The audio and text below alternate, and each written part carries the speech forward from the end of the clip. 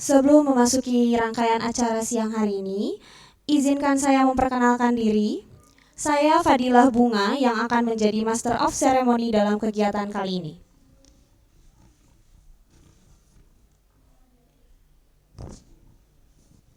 Sebelumnya, saya ucapkan terima kasih kepada media partner, media support, serta sponsor yang telah membantu jalannya acara ini sehingga dapat terselenggarakan, di antaranya yaitu Info Unpas, Pasundan Radio, Himanera FIA UI, HMPS Publik, Himane UPR, Hima AP UGJ, Oncam CP, Hima AP Untan, Sejuta Cita Future Leaders ID, Waruga Nusantara, Institut, BEM Visip Unpas Unsika, dan Point Class ID.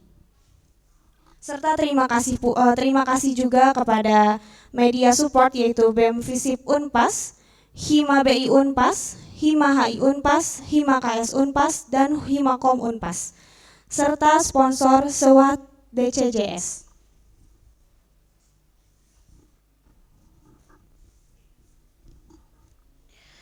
Teman-teman sekalian, selanjutnya saya akan membacakan susunan acara pada kegiatan diskusi publik Kastrat hari ini.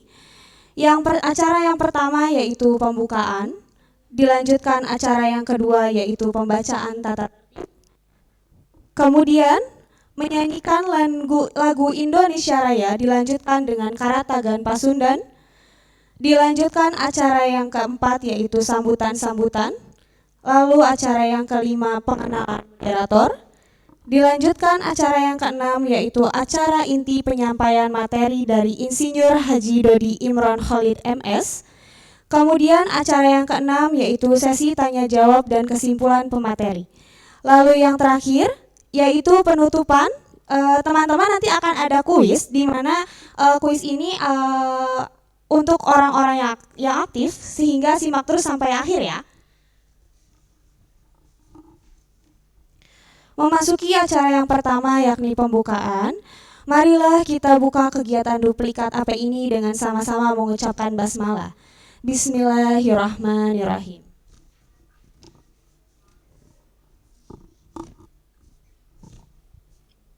Selanjutnya acara yang kedua yaitu pembacaan tata tertib yang harus dipatuhi oleh peserta yang mengikuti kegiatan acara hari ini.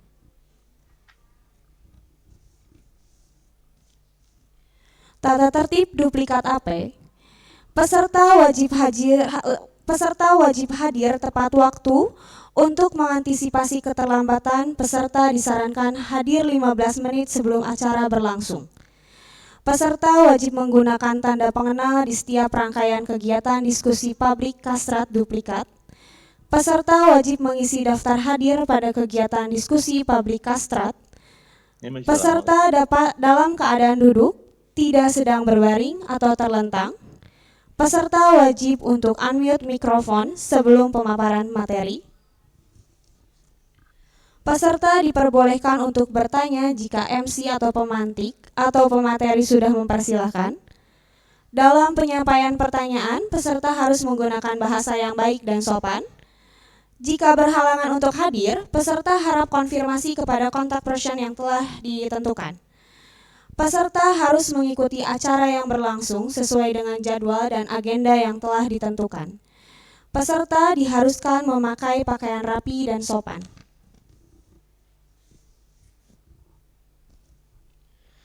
Kemudian, acara yang ketiga yaitu menyanyikan lagu Indonesia Raya dilanjutkan dengan Karatagan Pasundan.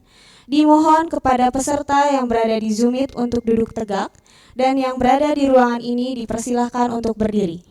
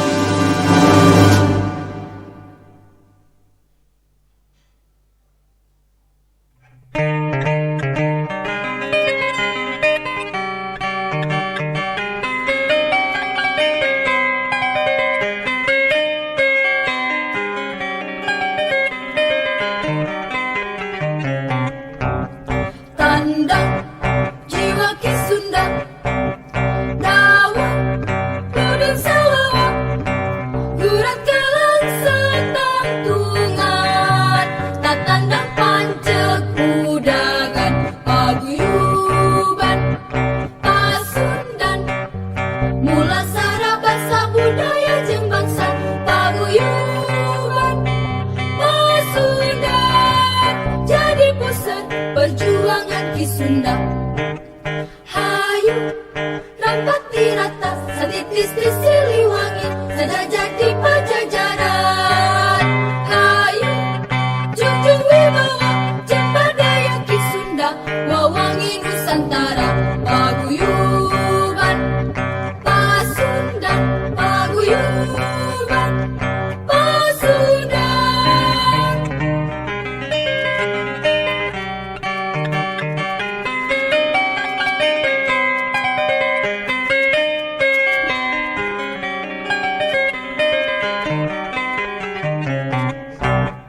Tanda jiwa Ki Sunda, Dawung Ludung Sawawa, Gurat Galang Satantungan, Tatana Pancekudagan. Paguyuban Pasundan, mula sarabasa budaya jembasa.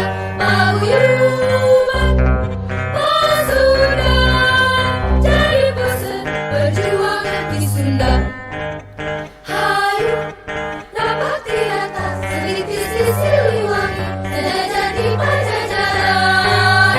Hayu junjung wibawa cempardaya Ki Sunda wawangi Nusantara. Paguyuban Pasundan, paguyuban Pasundan. Silakan duduk kembali. Dilanjutkan acara yang keempat, yaitu sambutan-sambutan. Untuk sambutan yang pertama akan disampaikan oleh Ketua Pelaksana Duplikat AP, yaitu Muhammad Rifki Rustandi. Kepada Muhammad Rifki Rustandi dipersilakan.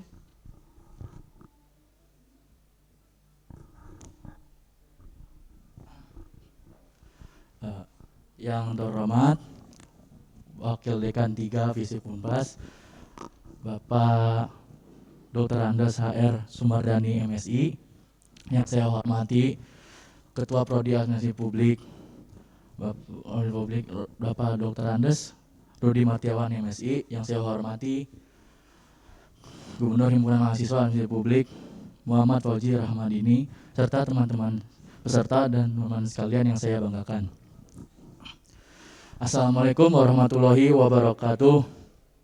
Sampurasun. Pertama-tama marilah kita panjatkan puji serta syukur kehadirat Allah Subhanahu wa Ta'ala atas rahmat dan hidayahnya. Kita dapat berkumpul pada siang hari ini dalam keadaan sehat walafiat, serta tidak lupa salawat serta salam kita curahkan kepada junjungan kita Nabi Muhammad SAW yang senantiasa membawa kita dari zaman jahiliyah menuju zaman terang benderang ini. Para hadirin yang saya hormati, saya selaku Ketua Pelaksana mewakili rekan-rekan sekalian berterima kasih atas terselenggaranya kegiatan duplikat ini, dan juga kepada pihak-pihak lainnya yang membantu baik secara langsung maupun tidak langsung sehingga acara ini dapat terlaksanakan. Kemudian saya juga berterima kasih kepada materi yang telah meluangkan waktu dan tenaganya sehingga dapat menjadi pemateri dalam acara ini. Para hadirin yang saya hormati, diskusi publik saat ini mengangkat tema yaitu deforestasi atas nama pembangunan demi kebaikan atau demi kekuasaan. Tema tersebut dilatar belakangi oleh isu deforestasi yang sangat masif, kemudian juga kepada tujuan reforma agraria yang sampai saat ini belum tercapai dengan baik. Juga kami terpantik dari cuitan Twitter Menteri Lingkungan Hidup Kehutanan yaitu Ibu Siti Nurbaya pada akun Twitternya yaitu Siti Nurbaya LHK, yang pernyataannya itu bertentangan dengan semangat perlindungan terhadap lingkungan, yaitu beliau mengatakan pembangunan besar-besaran era Jokowi tidak boleh berhenti oleh emisi karbon dan deforestasi. Dari pernyataan tersebut banyak mengalami perdebatan di dalam masyarakat, dan juga masyarakat mengkritisi dan mempertanyakan pertanyakan bahwa seakan-akan Ibu Menteri itu setuju dan pro terhadap kerusakan alam, yaitu kerusakan alam yang bahwa di mana itu untuk pembangunan dan kemajuan infrastruktur masyarakat.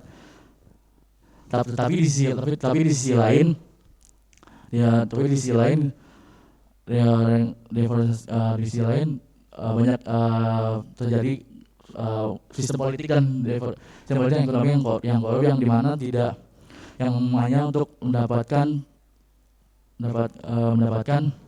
pendapatan dari eksploitasi deforestasi itu. Kemudian karena itu kami mengangkat tema dan masalah itu. Kemudian juga kami mengundang Bapak Insinyur Haji Dodi Imron Khalid ya, MS, yang dimana pakar atau ahli dalam permasalahan tersebut. Dan juga saya mengharapkan bahwa dengan diadakannya acara ini kita semua dapat mengetahui dan memahami lebih lanjut mengenai reforma agraria dan deforestasi. Sekian sambutan dari saya. Mohon maaf apabila ada kata-kata saya yang tidak berkenan kepada para peserta dan teman-teman sekalian. Wabillahi taufiq wal hidayah. Wassalamualaikum warahmatullahi wabarakatuh. Terima kasih atas sambutan Muhammad Rifki Rustandi selaku Ketua Pelaksana. Dilanjutkan sambutan yang kedua yang akan disampaikan oleh Gubernur Hima-Ape, yaitu Muhammad Fauzi Rahmadini. Kepada Muhammad Fauzi Rahmadini dipersilahkan.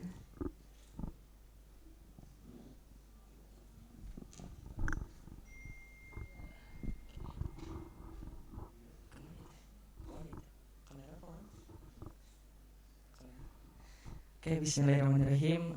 Yang terhormat Bapak Dr. Andes HR Semardani MSI selaku Wakil Dekan 3 Bidang Kemahasiswaan Visip Unpas. Yang saya hormati Bapak Insinyur Dodi Imron Khalid MS selaku Wakil Ketua Umum DPP HKTI. Yang saya hormati Bapak Dr. Andes Rudi Martiawan MSI selaku Ketua Prodi Ilmu Administrasi Publik beserta jajarannya. Yang saya hormati Ketua Pelaksana Muhammad Rifki Rustandi. Yang saya hormati dan yang saya banggakan para peserta dan juga panitia yang telah ikut berkontribusi dalam kegiatan kali ini. Alhamdulillahirrabbilalamin. Assalamualaikum warahmatullahi wabarakatuh. Sampurasun. Alhamdulillahirrabbilalamin. Assalatu ala asrofil anbiya'i wal mursalin wa ala alihi wa sahbihi ajmain amma ba'du. Marilah kita panjatkan puji serta syukur kehadirat Ilahi Rabbi yang mana telah memberikan rahmat dan karunia-Nya sehingga pada kesempatan kali ini kita dapat berkumpul di ruang virtual Zoom meeting dalam keadaan sehat walafiat. Tidak lupa juga salawat serta salam kita curah limpahkan kepada junjungan Nabi besar Nabi Muhammad SAW, kepada keluarganya, kepada para sahabatnya, kepada para tabi'in dan tabi'atnya, dan sampailah kepada kita selaku umatnya. Sebelumnya saya ucapkan terima kasih kepada Kepala Bidang Kasrat, Wakil Kepala Bidang Kasrat, dan juga Ketua Pelaksana beserta jajarannya yang telah mengangkat isu deforestasi untuk pembangunan demi kebaikan atau demi kekuasaan. Nah, di sini mungkin teman-teman nanti akan berdiskusi lebih panjang bersama narasumber kita yang dimana terkait dengan deforestasi dikaitkan dengan reforma agraria di Indonesia. Berbicara mengenai deforestasi yaitu pengalihfungsian tanah tanah hutan menjadi non tanah hutan, dan sehingga timbullah pertanyaan kepada siapa hutan diberikan. Selanjutnya jika diberikan kepada investor, sejauh apa yang telah diberikan oleh investor kepada masyarakatnya, dan yang terakhir sejauh mana kesejahteraan masyarakatnya.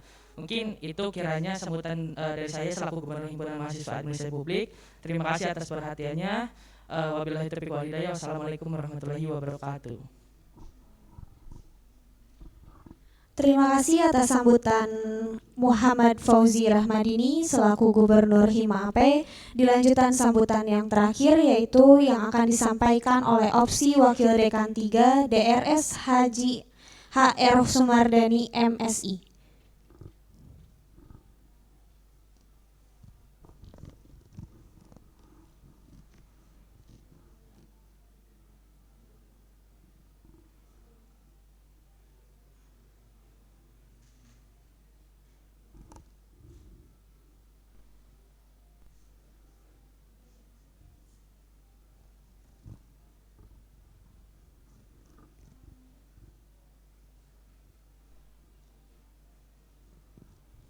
Mohon tunggu sebentar.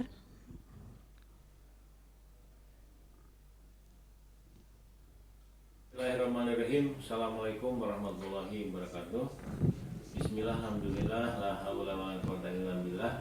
Asyhadu an la ilaha illallah wa asyhadu anna Muhammadan abduhu wa rasuluh. Yang saya hormati pimpinan jurusan Bapak Dr. Andes Uni Martiawan MSI beserta manajemen jurusan yang hadir. Yang terhormat dan saya juga banggakan di sebelah kiri saya juga hadir Ketua Himpunan Prodi Administrasi Publik Saudara Fauzi, dan tentunya narasumber yang saya hormati dan banggakan Insinyur Haji Dodi Imron Holid MSI sebagai Wakil Ketua HKTI Pusat. Terima kasih Pak Haji Dodi telah berkenan hadir di dalam kegiatan yang diadakan oleh Himpunan Administrasi Publik beserta Prodi Administrasi Publik. Tentunya pada kesempatan yang sangat menarik ini terkait dengan alih fungsi hutan, alih fungsi lahan yang tentunya menjadi hal yang perlu juga diperbincangkan dan rekan-rekan mahasiswa, dan alhamdulillah saat ini juga hadir Saudara Andre sebagai dosen yang akan nanti mendampingi Pak Haji di dalam kaitan diskusi dengan teman-teman lembaga kemahasiswaan. Kepada para mahasiswa dan himpunan tentunya ikuti kegiatan ini dengan baik karena di tengah-tengah perkembangan di Indonesia sekarang ini banyak lahan-lahan fungsi tanah terutama yang beralih fungsi menjadi hal-hal terkait dengan apakah itu masalah kepada rumah, apakah kepada masalah villa atau kepada masalah yang berganti menjadi alih fungsi yang lain. Tentunya ini menjadi sebuah hal yang perlu diketahui karena tentunya lahan atau tanah atau hutan sebagai daerah resapan air tentunya ini akan menjadi terganggu bila alih fungsi lahan, alih fungsi tanah ini menjadi fungsi-fungsi yang lain. Tentunya pada kesempatan hari ini Saudara Fauzi sebagai Ketua Himpunan mengadakan diskusi terkait dengan alih fungsi lahan, alih fungsi tanah menjadi hal yang menarik untuk diikuti bersama, terutama dengan narasumber yang tepat menghadirkan Wakil Ketua HKTI Pusat Bapak Haji Dodi Imron Holid MSI yang saya hormati. Sekali lagi ucapkan terima kasih Pak Haji Dodi telah hadir di dalam kegiatan diskusi ini. Mudah-mudahan apa yang Bapak sampaikan ini menjadi pencerahan bagi kita semua, terutama bagi para mahasiswa. Sekali lagi ucapkan terima kasih. Selamat berdiskusi. Semoga diskusinya memberikan pencerahan kepada para mahasiswa. Terima kasih atas keperhatannya. Assalamualaikum warahmatullahi wabarakatuh. Terima kasih kepada Wakil Dekan 3 DRS HR Sumardani MSI. Kemudian dilanjutkan kepada acara yang kelima yaitu pengenalan moderator.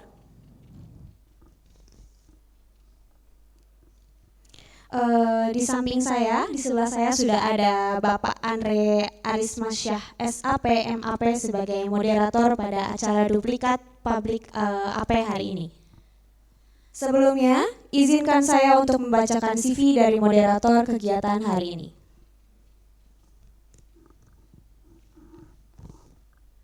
Nama lengkap Andre Arismansyah. Untuk kontak information teman-teman dapat melihatnya pada layar.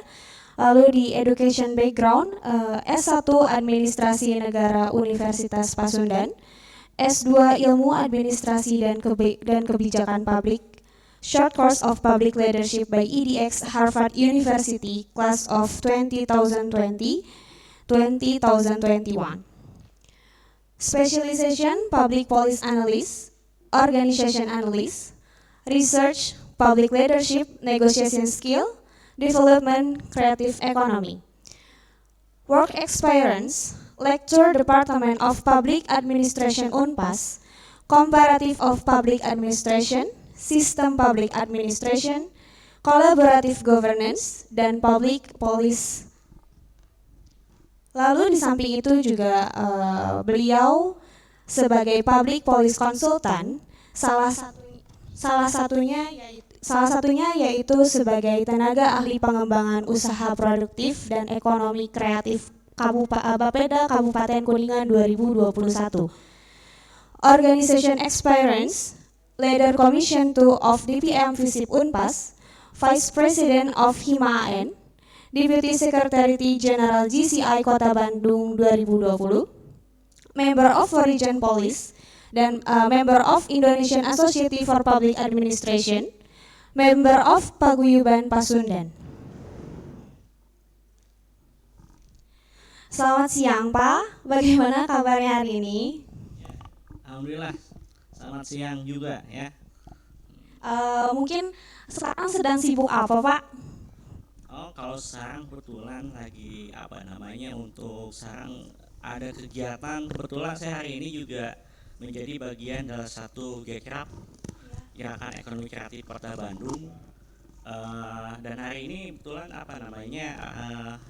setelah ini kegiatan ini ada pelantikan sebetulnya. Ya, pelantikan GK Kota Bandung telah menjadi bidang riset kalau sekarang. Bidang riset terkait dengan kajian ekonomi kreatif baru. Lalu selebihnya berkegiatan dengan terutama salah satunya aktif di berbagai organisasi. Nah, selebihnya mungkin mengajar terutama teman-teman mahasiswa. Itu selebihnya itulah aktivitas sehari itulah ya mungkin. Jadi ini sudah dilihat di CV. Baik Pak, baik. Mungkin langsung aja ya Pak. Untuk acara selanjutnya saya serahkan kepada Bapak yang selaku moderator. Ya baik. Assalamualaikum warahmatullahi wabarakatuh. Selamat siang. Om Swastiastu, salam kebajikan, salam budaya dan selamat untuk kita semua. Selamat siang Bapak Insinyur Haji Dodi Imron MS selaku narasumber di tengah-tengah kita. Selamat siang Pak. Siang Pak Andre, terima kasih Pak Andre. Ya, baik, pada kesempatan ini tentunya di tengah-tengah terutama kita akan mendiskusikan deforestasi untuk pembangunan demi kebaikan atau kekuasaan, dan sudah ada narasumber. Tentunya sebelum itu saya akan terutama menyampaikan CV narasumber kita, Bapak Insinyur Haji Dodi Imron Khalid MS, bahwa dilihat dari CV terutama luar biasa sekali. Ini memang sudah pakar terutama di bidang terkait dengan pertanahan. Lalu yang saya lihat di jabatan mengenai dari sebagai Kepala Kantor Pertanahan Kabupaten Tafin, Kepala Kantor Pertanahan Kabupaten Kota Baru. Beliau sudah juga menjadi PJ Kepala Kantor Wilayah BPN Provinsi Kalimantan Selatan. Lalu PJ Kepala Kantor Wilayah BPN Provinsi Kepulauan Riau. Lalu selanjutnya Kepala Kantor Wilayah BPN Provinsi Sulawesi Tenggara, Kepala Kantor Wilayah BPN Provinsi Jawa Tengah, Kepala Kantor Wilayah BPN Provinsi Jawa Timur, Kepala Biro Perencanaan dan Kerjasama Luar Negeri. Lalu beliau juga sudah menjadi Deputi Bidang Pengaturan dan Pengendalian Tanah, Dirjen Penataan Agraria Kementerian Agraria dan Tata Ruang. Lalu yang terakhir tenaga ahli Menteri Agraria bidang reforma agraria. Lalu selanjutnya juga beliau sampai hari saat ini menjadi ketua pengurus pada Yayasan Pengembangan Keterampilan dan Mutu Kehidupan Nusantara YPKPMK. Lalu selanjutnya menjadi wakil ketua umum bidang agraria inovasi budidaya dan ketahanan pangan DPP Himpunan Kerukunan Tani Indonesia HKTI. Lalu selanjutnya beliau yang terakhir menjadi ketua pada Satuan Tugas Percepatan Penyelesaian Permasalahan Agraria DPP Himpunan Kerukunan Tani Indonesia HKTI.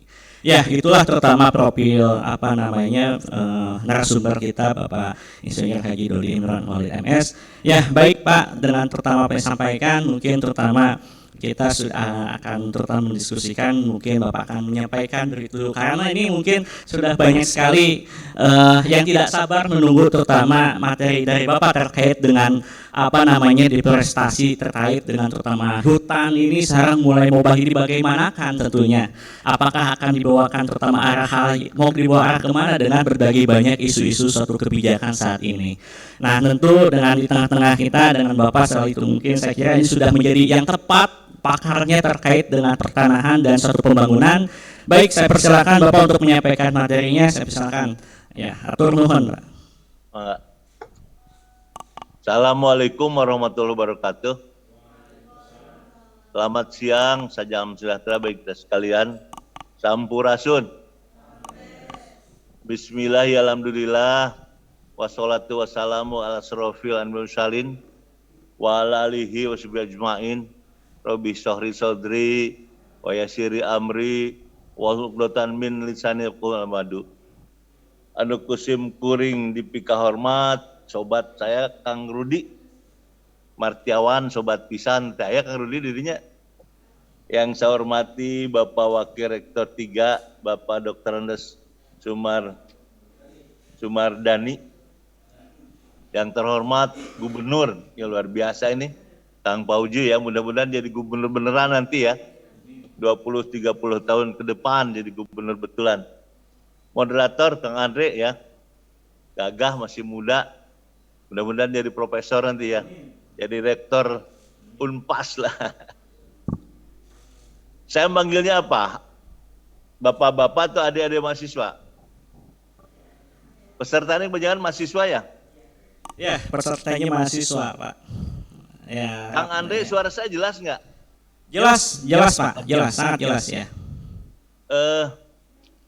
Sebelum kita bicara deforestasi, saya ingin bicara dulu tentang reforma agraria. Karena nanti ada beberapa bagian yang akan terkait dengan deforestasi. Coba tolong slide-nya dibuka. Jadi ini reforma agraria untuk kesejahteraan. Lanjut. Ini outline-nya, dasar hukumnya, latar belakang, dan seterusnya. Lanjut saja. Ya, ini yang barangkali perlu diketahui oleh kita sekalian. Saya yakin di Republik ini tidak tahu bagaimana pengaturan bumi di Republik ini. Jadi kalau kita coba membuat penampang belintang Republik Indonesia, kira-kira bentuknya seperti ini. Yang berwarna biru itu laut, yang berwarna merah dan hijau itu darat. Darat itu dibagi dua. Satu ada kawasan hutan yang luasnya kurang lebih 70%. Yang berwarna merah itu APL, areal penggunaan lainnya. Saya pastikan kawan-kawan di Unpas baru tahu masalah ini. Yang berwarna merah inilah semua peraturan undangan ada di situ. Undang-undang tata ruang di sini, undang-undang perkebunan pertanian di sini, undang-undang transmigrasi di sini, undang-undang kelautan, semua ada di sini. Ya, kita baru-baru ini pemerintah membuat Undang-Undang Cipta Kerja, Undang-Undang Nomor 11 Tahun 2020. Keinginannya bahwa yang mengatur bumi, air, ruang angkasa, dan kekayaan yang terkandung di dalamnya cukup satu undang-undang saja, ya, Undang-Undang Cipta Kerja. Akan tetapi ketika peraturan presidennya turun, balik lagi jadi sektor, ya. Jadi semula kita ingin yang berwarna biru, warna merah, warna hijau satu undang-undang. Tapi dalam pelaksanaannya sekarang terbagi lagi sektor. Jadi sektor kehutanan ini menguasai 63 sampai 70% di Republik ini. Jadi barang siapa yang masuk ke yang warna hijau, pembangunan pertanian kah, real estate kah, transmigrasi kah, maka akan kena pidana kalau tanpa izin dari Departemen Kehutanan. Nah, akibat dari pengaturan penggunaan penguasaan seperti ini, terjadilah ketimpangan struktur penguasaan tanah. Lanjut, jadi ada 7. Lanjut, nah, jadi kalau luas Republik ini 190 juta, 120 juta hektar itu merupakan kawasan hutan. Ya, 30% atau 70 juta ini merupakan penggunaan area lainnya. Jadi kita ini bergerak semua hanya di 70 juta. Yang 120 jutanya itu masuk kawasan hutan. Walaupun di dalamnya sekarang banyak yang sudah tidak berhutan lagi. Ada kampung di situ, ada sawah di situ, tapi di dalam peraturan perundangan itu tetap diklaim sebagai kawasan hutan. Akibat pengaturan seperti ini, sekarang hutan menguasai 70%, badan hukum 10%, perorangan 60%, petani gurem itu 4%. Jumlah petani gurem saat ini, petani gurem itu adalah petani yang menguasai tanah hanya 3.000 meter saja. Ya, ada sekitar 15 juta orang petani gurem. Nah, jadi inilah salah satu ketimpangan yang mengakibatkan terjadi masalah di Republik ini. Karena tanahnya terbatas, manusianya bertambah terus, akibatnya konflik terjadi di mana-mana. Ya, kalau seperti contoh sekarang, kita ketika ingin bikin industri, karena sudah terbatas tanahnya, akibatnya sawah, ya, sawah yang semula itu untuk kegiatan pertanian, sekarang banyak dikonversi menjadi non pertanian. Akibatnya apa? Ketahanan pangan kita terganggu, ya. Ini akibat daripada ketimpangan struktur penguasaan tanah. Jadi sawah-sawah yang ada di Jawa ini, barang di Bandung aja ya, di kota Bandung, mungkin sebentar lagi tahun ini sudah kita tidak punya tanah lagi, ya. Di Kabupaten Bandung tinggal sedikit. Di kota Bogor itu sudah tidak ada sawah. Di kota Sukabumi sudah tidak sawah. Kalau kemudian ini dibiarkan, maka ketahanan pangan akan terganggu. Nauzubillahi min dzalik. Ya, dalam bahasa orang sosial politik, kalau suatu negara ketahanan pangannya digantungan kepada negara lain, maka itu sama dengan menggantungkan kedaulatannya. Jadi kedaulatan Republik kita ini digantungkan kepada pengimpor beras, ya. Nauzubillahi min dzalik, mudah-mudahan itu tidak terjadi. Lanjut. Nah, selain ketimpangan ini juga mengakibatkan terjadinya konflik, ya. Ada konflik dengan kehutanan, konflik dengan perkebunan, konflik dengan pertambangan, di mana-mana konflik, ya. Ada sekitar 2047 konflik. Nah, ini kawan-kawan mahasiswa harus memahami, karena konflik-konflik ini berkaitan dengan orang miskin, berkaitan dengan jumlah penduduk yang banyak, ya. Sehingga kawan-kawan mahasiswa harus mulai kritis terhadap kejadian ini. Di Bandung, di Unpad dulu ya, ada KPA, Konsorsium Pembaharuan Agraria. Kawan-kawan itulah yang sampai sekarang tetap idealis mengkritisi semua kebijakan-kebijakan yang mengakibatkan konflik seperti tadi dengan kehutanan. Ya. Jadi saya menginformasikan kepada Anda, sebaiknya kawan-kawan di Hima AP, karena pasti orang-orang sosial juga belajar politik, maka kegiatan-kegiatan yang berkaitan dengan konflik agraria ini, maka seyogianya dipahami, dan ini menjadi pekerjaan yang besar dan setiap tahun ini tidak berkurang, terus bertambah. Sementara ahli-ahli di dalam menyelesaikan konflik ini susah. Kalau konflik ini diseret ke pengadilan, maka rakyat akan kalah. Biasanya kalau mahasiswa yang turun, insya Allah. Ya. Jadi selain daripada itu, ternyata ada ironis, ya. Di lain pihak konflik, di lain pihak ada tanah yang ditelantarkan, ya. Banyak tanah-tanah yang ditelantarkan. Ini ada sekitar 4.800 hektar tanah ditelantarkan yang tidak memberikan manfaat apa bagi negara, juga bagi masyarakat. Lanjut. Jadi pada saat ini ada sekitar 20 juta penduduk yang miskin. Kenapa? Kita pastikan mereka tidak punya tanah, orang-orang ini. Nah, sehingga di dalam menyelesaikan persoalan yang ada di atas tadi, pemerintah mencoba membuat suatu konsep adalah reforma agraria. Lanjut. Apa reforma agraria itu?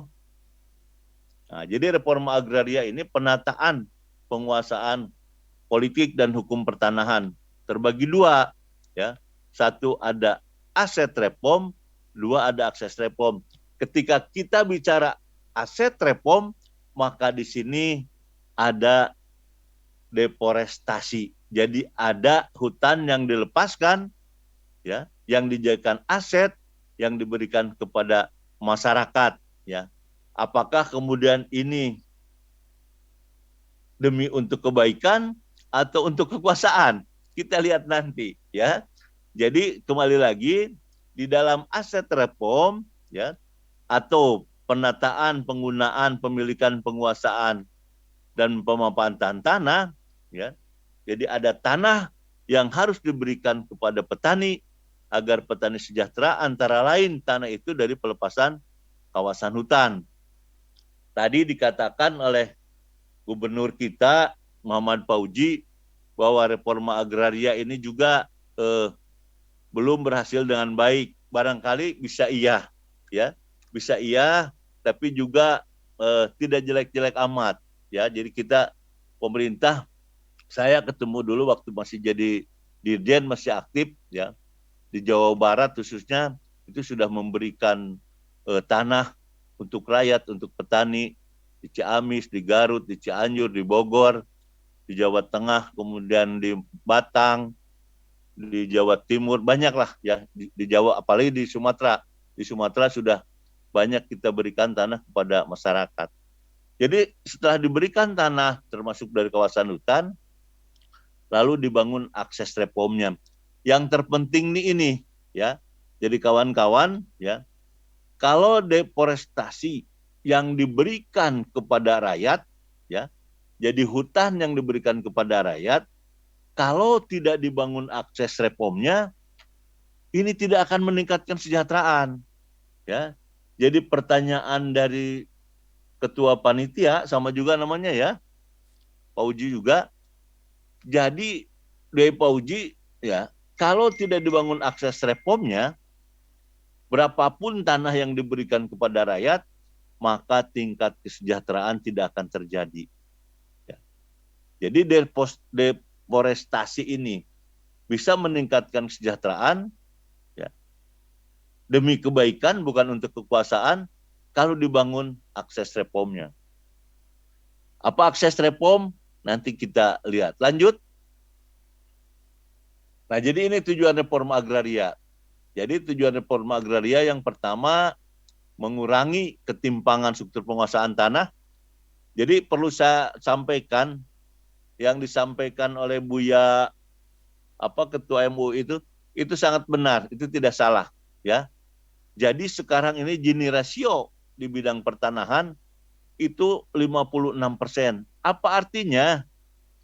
1% jumlah penduduk di Republik Indonesia ini menguasai tanah 56%.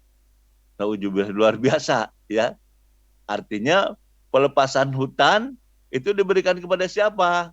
Nah, teman-teman mahasiswa harusnya bisa menjawab. Bapak ulangi, ya. Gini rasio penguasaan tanah 0,59%. Artinya 1% jumlah penduduk di Republik Indonesia, ya, atau sekitar 202 juta orang menguasai aset 59%.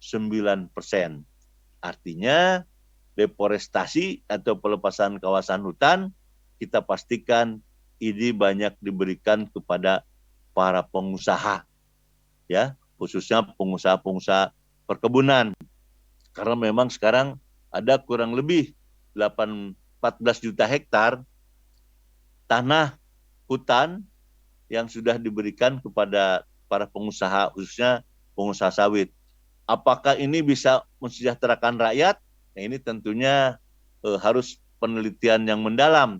Tapi kita pastikan kalau dibangun plasma, ya, jadi ada 20% diberikan kepada petani, insya Allah maka deforestasi ini akan memberikan kesejahteraan kepada rakyat sejauh para pengusaha memberikan 20% kepada rakyat kita, kepada petani.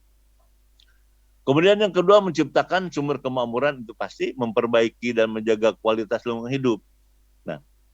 Jadi reforma agraria pun berbicara tentang deforestasi, ya. Kita melihat di Garut beberapa bulan yang lalu banjir. Apa artinya? Bahwa penggunaan tanah tidak sesuai dengan kemampuan tanah. Tanah-tanah yang kelerengan 15% sampai 40% itu mestinya ditanami tanaman keras, tanaman hutan atau perkebunan. Kita sekarang daerah-daerah itu, apakah itu kawasan hutan maupun kawasan perkebunan ex-PTPN, itu dipakai untuk nanam tanaman pangan, ya. Apa akibatnya? Terjadilah runoff, terjadilah banjir di mana-mana. Nah, ini juga menjadi perhatian reforma agraria. Kembali jadi pemberian kawasan hutan, ya, itu harus sesuai dengan penggunaannya. Ya, jangan daerah dari yang terjal dipakai untuk kegiatan-kegiatan pertanian. Sekali lagi, contoh di Garut, contoh di Sumedang, atau barangkali kita melihat di Sintang. Aneh, di Sintang itu hutan, dikelilingi hutan. Di Kalimantan Barat bisa banjir sampai seminggu. Ya, atau di Kalimantan Selatan kemarin di Barabai juga bisa banjir. Padahal itu daerah. Kenapa? Artinya memang ada beberapa deforestasi yang tidak digunakan sebagaimana mestinya, yang mengakibatkan terjadinya banjir. Kemudian yang keempat adalah ketahanan pangan. Ya, jadi reforma agraria pun memperhatikan bagaimana agar pangan yang ada di Republik ini tidak kekurangan. Ya, tapi kita miris sekali lagi. Kalau sawah-sawah di Bandung sudah habis, nanti di Kabupaten Bandung juga sudah habis, bergeser kita ke Bekasi habis, bergeser nanti ke Kerawang habis, kita pastikan ketahanan pangan akan terganggu. Makanya teman-teman mahasiswa harus belajar ini, mengkritisi, ya. Jadi kalau ada sawah dipakai untuk perumahan, dipakai untuk pabrik, dipakai untuk kegiatan industri, harus kita pertanyakan. Apalagi sekarang di Jawa Barat ini aneh. Kita lihat di Cianjur, di Sukabumi, di Padalarang, bikin pabrik di pinggir jalan. Itu gimana itu? Pasti macet. Sawahnya habis, sudah macet. Mahasiswa tapi diam saja. Nah, maksudnya kritis. Jangan dong. Ya, hutan di mana sekarang di Jakarta banjir terus. Kenapa? Karena Gunung Gede, Gunung Parangau, Gunung Salak sudah rusak. Tapi mahasiswa juga diam. Yang disalahkan gubernur aneh. Yang disalahkan gubernur mana? DKI. Padahal yang merusak itu Jawa Barat. Karena hutan di mana? Di Gunung Salak, di Gunung Pangrango, di Gunung Gede rusak. Akibatnya di Jakarta kebanjiran. Persoalan-persoalan ini harus dikritisi oleh mahasiswa. Mahasiswa, apalagi ini mahasiswa sosial politik, ya, harus memahami masalah-masalah ini. Itu barangkali tujuan dari lanjut. Nah, jadi pekerjaan yang di atas tadi, ya, ini dikerjakan oleh gugus tugas. Ya, di dalam gugus tugas ini itu kaum intelektual dari kampus, apakah itu aktivis mahasiswa, ya, atau LSM, atau dekan atau rektor, dimasukkan ke dalam gugus tugas ini untuk membantu agar penyelesaian masalah agraria, ya, masalah deforestasi, masalah apa saja terlibat di sini. Ya, tapi saya pastikan, ya, banyak teman-teman juga yang belum begitu paham, ya, tentang reforma agraria ini, ya, sehingga informasinya terlambat, ya, kerusakan sudah terlanjur terjadi di mana-mana. Lanjut. Nah, jadi rencana pemerintah ini akan membagikan 9 juta hektar, ya, 4,5 juta hektar ini dalam bentuk legalisasi, ya, pensertifikatan tanah lah, yang barangkali kawan-kawan bisa melihat, ya, hari-hari ke belakang itu kan hampir setiap bulan Pak Jokowi membagikan sertifikat, ya, sambil bercanda dengan masyarakat, membagikan sepeda, sambil tanya, nah inilah kira-kira bagian dari reforma agraria. Jadi di Jawa Barat Pak Jokowi sudah belasan juta bidang tanah sudah diberikan dan hektaran tanah yang sudah diberikan kepada masyarakat. Nah, 4 juta hektar, 4,5 juta hektar itu untuk redistribusi. Nah, di sini ada 4,1 juta hektar pelepasan kawasan hutan. bisa masih berhutan atau juga yang tidak berhutan. Nah, pertanyaannya, apakah hutan yang diberikan pasti ya, kalau dalam fisiknya hutan itu pasti terjadi penggundulan hutan dong ya. Kalau deforestasi ini kemudian digunakan untuk tanaman perkebunan ya, tentunya tidak masalah asal kepada petani diberikannya. Tapi kalau hutan ini diberikan kepada pihak ketiga dan kemudian tidak dikelola dengan baik, barangkali itu bukan untuk pembangunan ya. Saya pikir nanti silakan mahasiswa tanya aja ya, karena persoalan deforestasi ini banyak di mana-mana, sampaikan aja ke Bapak kasusnya, lalu kita diskusikan ya. Jadi sekali lagi, untuk kegiatan reforma agraria ada 4,1 juta hektar yang harus dilepaskan dari kawasan hutan untuk rakyat ya. Ya. Lanjut. Nah, jadi ini aset reformnya. Jadi aset reform jadi tanah yang diberikan kepada petani ya. Yang nomor D ya, tanah berasal dari pelepasan kawasan hutan.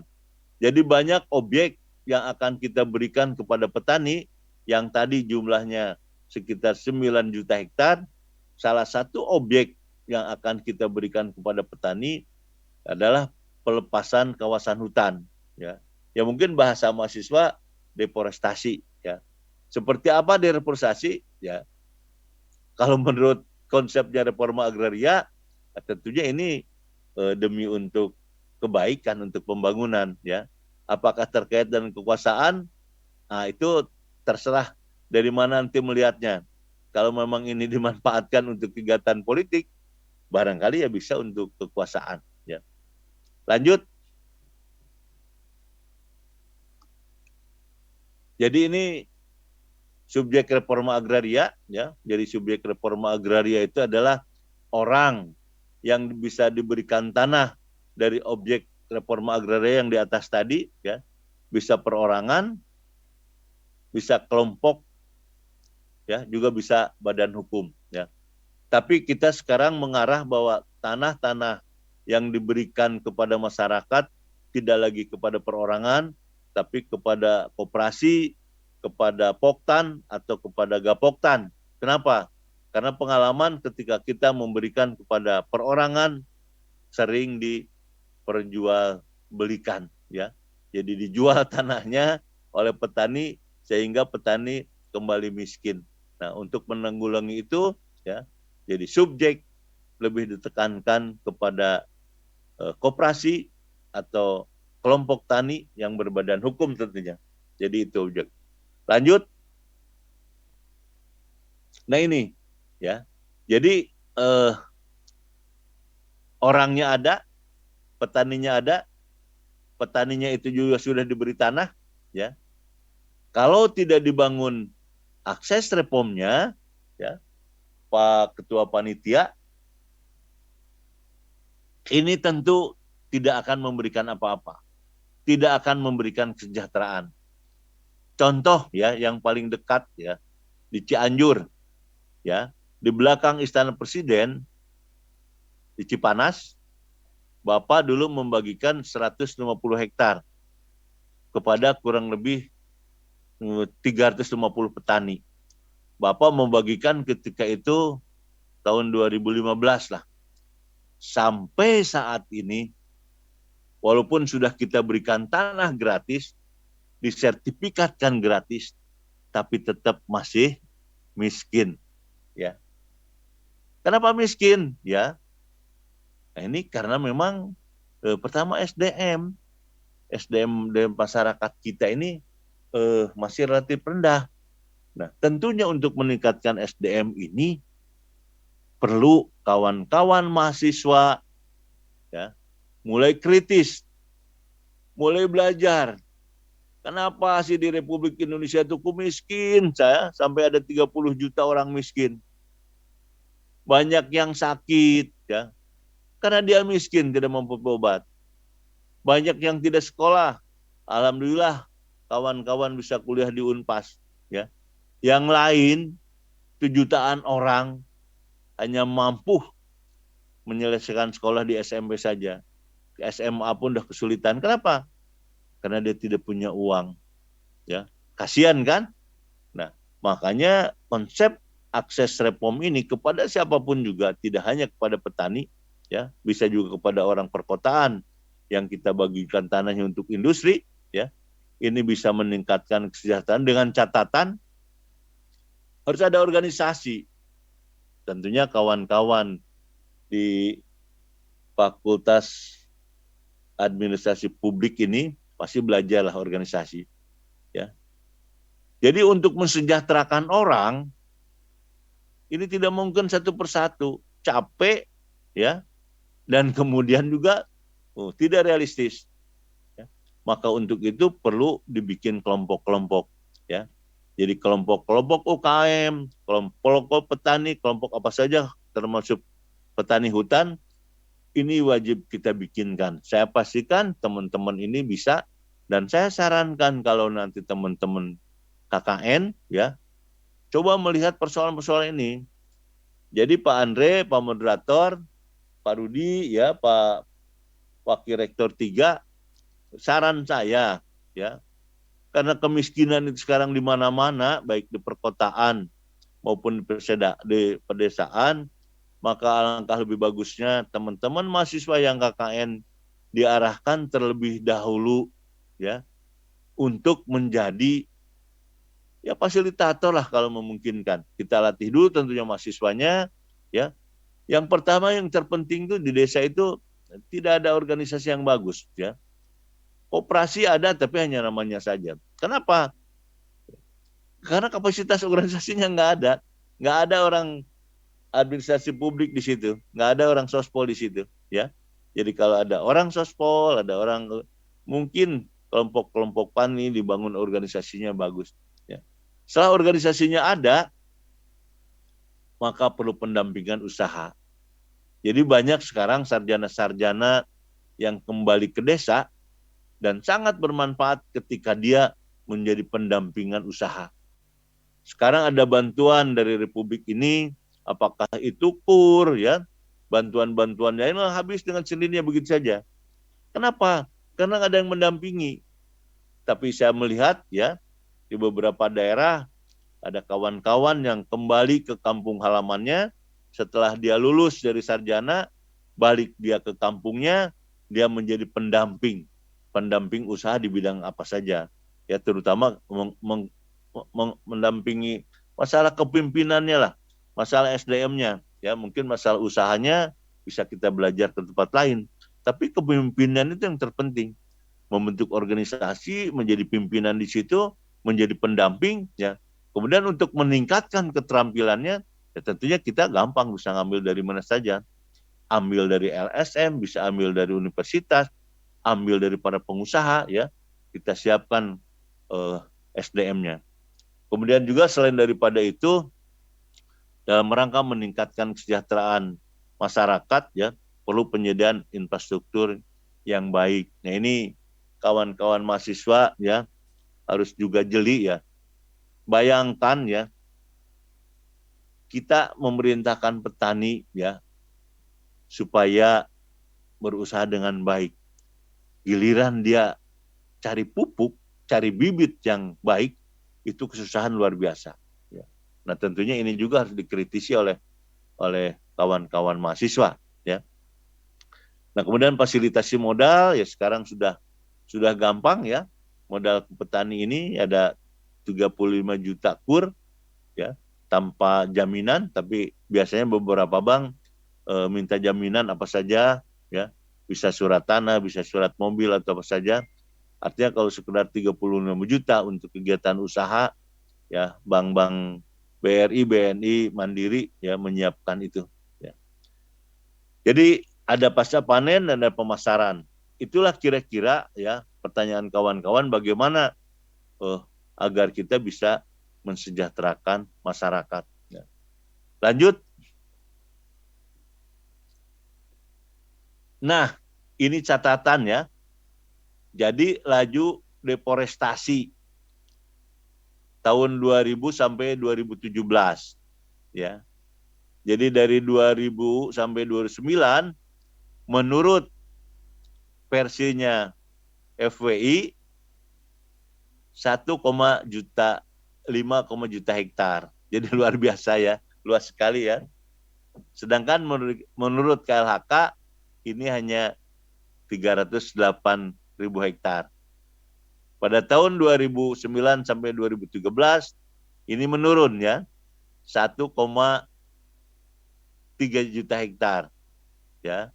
KLHK 261.000 hektar.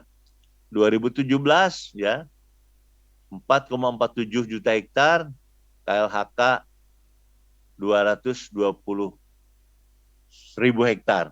Lanjut. Nah, jadi kalau kita lihat grafik ini, jadi pada tahun 2003 sampai 2005 itu luar biasa ya. Jadi perubahan penggunaan tanah dari hutan ke non-hutan ini tinggi sekali ya. Ini kenapa bisa terjadi begini? Jadi di dalam teori pembangunan biasanya negara-negara miskin itu ya pada saat membangun biasanya deforestasinya tinggi ya. Artinya hutan-hutan ini diberikan baik untuk kegiatan industri ya, kemudian baik untuk kegiatan pertanian, baik untuk kegiatan macam-macam lah. Nah, di sini pasti PAD pasti akan naik, ya. Pendapatan negara pasti naik, tapi kerusakan juga pasti tinggi, ya. Terus sampai pada puncaknya kerusakan tinggi, pendapatan tinggi, tapi optimalnya nanti akan turun, ya. Pendapatannya tetap, ya, tapi kerusakannya mulai berkurang. Kenapa? Ya, contoh misalkan hutan dijadikan perkebunan kelapa sawit. Ya. Sekarang dengan produksi yang luar biasa sampai negara-negara lain di dunia ini kalah sama Indonesia, ya, diisukanlah bahwa di Republik Indonesia terjadi deforestasi yang sangat tinggi yang mengakibatkan terjadinya emisi karbon. Kalau ada pertanyaan seperti itu, siapa yang menanya itu? Jadi kalau kawan-kawan kita dari Eropa, memang ada kepentingan. Dia ada kepentingan karena persaingan, ya. Nah, saya tidak akan melihat dulu siapa yang untung, ya. Dalam konsep ini apakah pemerintah, apakah perusahaan perkebunan atau rakyat. Kita nggak itu dulu lah. Saya ingin menjawab dulu emisi karbon. Ya. Jadi kalau hutan, kawasan hutan, ya, kawasan hutan itu belum tentu hutan. Bisa semak belukar, bisa alang-alang, padang alang-alang, bisa apa saja. Dirubah jadi kelapa sawit. Maka ya emisi karbon saya pastikan tidak ada. Kenapa tidak ada? Karena di dalam proses fotosintesa, ya, daun itu yang berwarna hijau itu akan mengikat CO2. CO2 itu karbon dioksida tuh, ya. Karbon dioksida diikat tuh, ya. Terjadi proses fotosintesa, ya, katalisatornya ada dengan air, maka ya itu menjadikan makanan ya untuk tanaman. Jadi sekali lagi, kalau deforestasi ini dipakai untuk kegiatan-kegiatan pertanian khususnya tanaman keras, ya, maka si daun ini mengikat CO2. Ya. Emisi karbon itu kan CO2, ya, yang dikeluarkan dari pabrik, yang dikeluarkan dari macam-macam lah. Motor kita, ya, dikeluarkan itu pasti akan jadi polusi. Dengan adanya tanaman, maka CO2 akan diikat. Ya. Tapi kalau kemudian digunakannya untuk bukan kegiatan pertanian, misalkan untuk kegiatan pertambangan, untuk kegiatan pabrik, ini bisa terjadi ada emisi karbon. Ya. Jadi yang harus kita pertanyakan, yang mana ini? Deforestasi yang mana, ya, yang mengakibatkan terjadi emisi karbon? Sekali lagi, kalau perubahan penggunaan tanah dari hutan, katakan deforestasi tadi, ke perkebunan, ya, insya Allah itu tidak akan terjadi emisi karbon. Dan sekarang ya sudah hampir 14 juta kawasan hutan yang diberikan kepada perkebunan. Nah, tapi kalau mahasiswa nanya ke Bapak, siapa yang sejahtera? Ya, apakah rakyat atau kelompok-kelompok itu? Ya, silakan jawab sendiri. Anda pasti lebih tahu dari Bapak lah. Anda sering membaca ya. Apakah deforestasi ini menguntungkan siapa? Silahkan ya. Pasti tahu kan siapa sekarang yang menguasai masalah-masalah tanah di Republik Indonesia kan kita tahu ya, ada beberapa orang saja ya. Jadi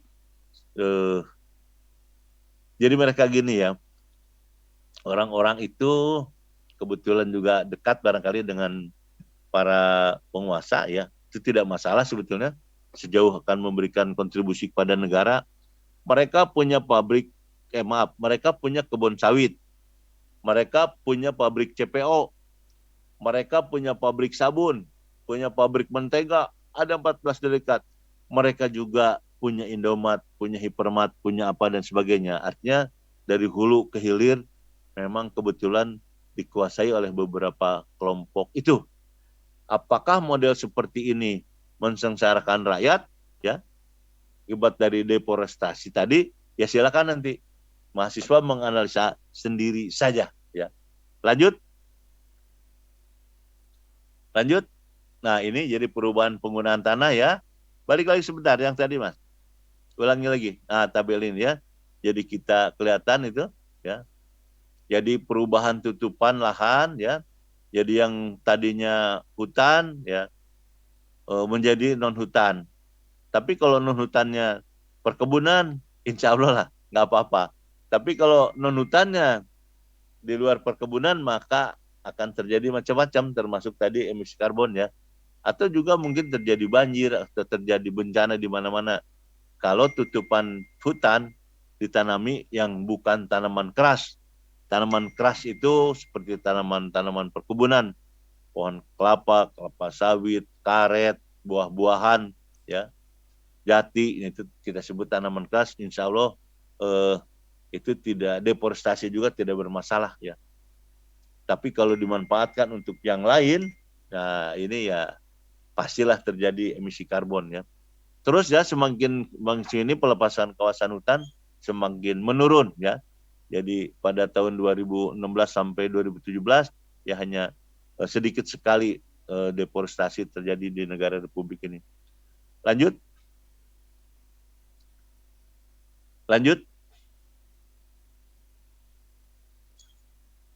Nah ini ya, jadi ini deforestasi yang kemudian dijadikan tanaman-tanaman hutan kembali ya. Jadi yang berwarna biru itu kan itu tadinya hutan ya, belukar ya, kemudian sekarang dirubah ke hutan tanaman. Hutan tanaman itu hutan tanaman industri maksudnya. Lanjut.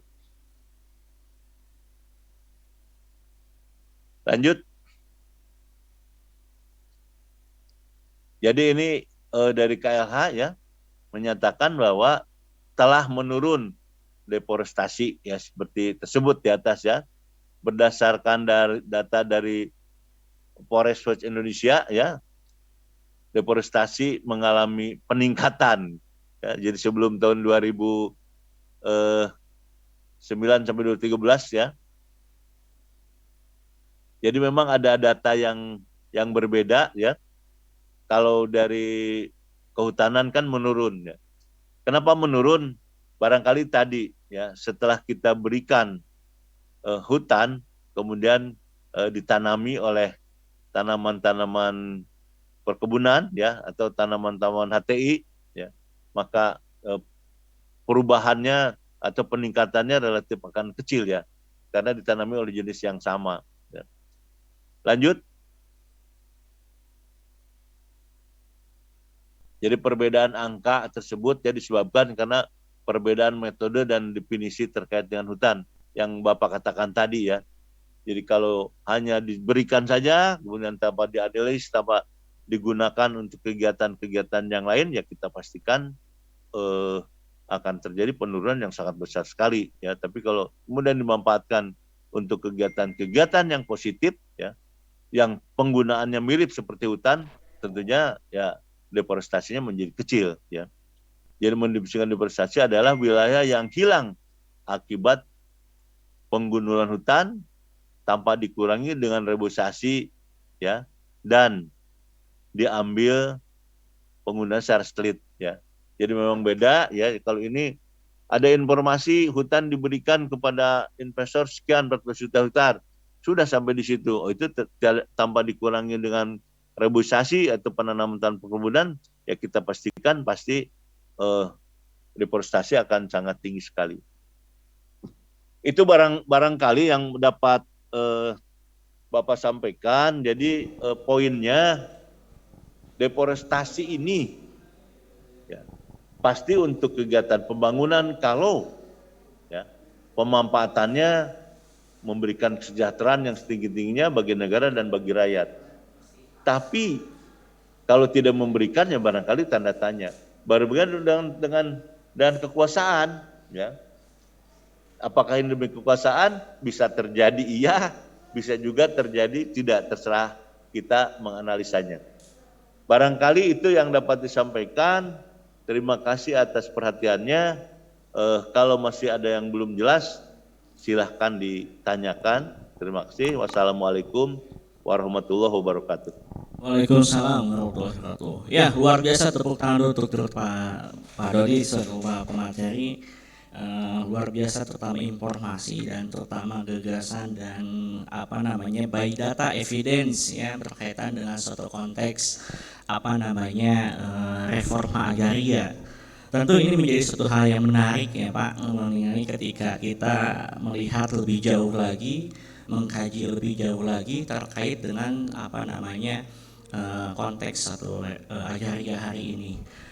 Sebelum itu mungkin saya akan menyapa dulu terutama di Zoom ya, teman-teman mahasiswa. Ya, halo, ya, selamat sore ya. Selamat sore. Ini ternyata ada dari Kamelia Nabilah. Ya, ini kebanyakan mungkin bisa open kamera ya, open kamera kebanyakan ini yang off cam ya. Baik, sebelum itu mungkin ini sebagai pengantar Pak, pengantar terkait dengan apa yang disampaikan oleh Bapak. Tentunya saya cukup luar biasa dan saya tertarik sebetulnya Pak untuk lebih lanjut karena kebetulan secara pribadi saya sempat juga terutama ke kawasan salah satunya di Kalimantan Pak. Oh ya. Kalimantan Utara Pak. Utara. Ya betul, masuk pada wilayah perbatasan. Tarakan. Ya, Tarakan Bulungan ke sana lagi Pak. Ya betul. Ya. Nah, di sana saya sempat juga terutama melihat suatu fenomena yang begitu menarik Pak. Salah satunya ada berbagai upaya tani yang katakanlah dari suatu tambang ya, tambang yang dilakukan terutama di wilayah Kalimantan Utara itu Pak. Nah, lalu demikian juga karena kawasan itu banyak sekali dengan kelapa sawit ya Pak ya, sebelah sana Pak. Nah, kelapa sawit. Jadi saya juga sempat survei Pak, mohon izin survei dengan berbagai kondisi. Ternyata memang kalau tanda kutip itu ini lahan siapa? Oh, ini lahan ini katanya. Saya tidak sebutkan merek Pak sebetulnya. Pasti itulah Pak. Itu aja. Semua udah tahu Pak. Pasti orang itu aja. Betul. Tapi dengan di sini saya juga mungkin ketika ditelusuri lebih jauh lagi, memang ini ketika deforestasi dalam konteks satu pembangunan, tentunya ini berkaitan dengan pembangunan berkelanjutan ini Pak. Rasanya ini menjadi satu bagian yang harus juga difokuskan, terutama muatan terutama untuk mengenai ketepatan dalam suatu fungsi lahan itu diperuntukkan dan harus bagaimana untuk terutama proyeksi berapa jangka panjang tahunnya. Karena ketika dilihat, apalagi dengan katakanlah sawit hari ini sedang menaik, Pak, Ya, ekspor ini kan luar biasa itu kan. Nah, saya kira juga menjadi satu hal bahwa terutama para pengusaha yang tadi Bapak sampaikan, betul, memang betul Pak, sepakat bahwa lahan-lahan ini dipakai oleh terutama banyaknya sama terutama pengusaha. Nah, terutama mengenai fungsi lahan dan terutama pertanahan dan lainnya itu menjadi bagian yang sudah menjadi aset-aset dari para pengusaha. Nah, mungkin Pak ini saja yang saya bisa sampaikan, mungkin memberikan hal apa sih sebetulnya Pak ketika katakanlah terutama yang kita akan terutama persiapkan bagi terutama generasi muda ke depan.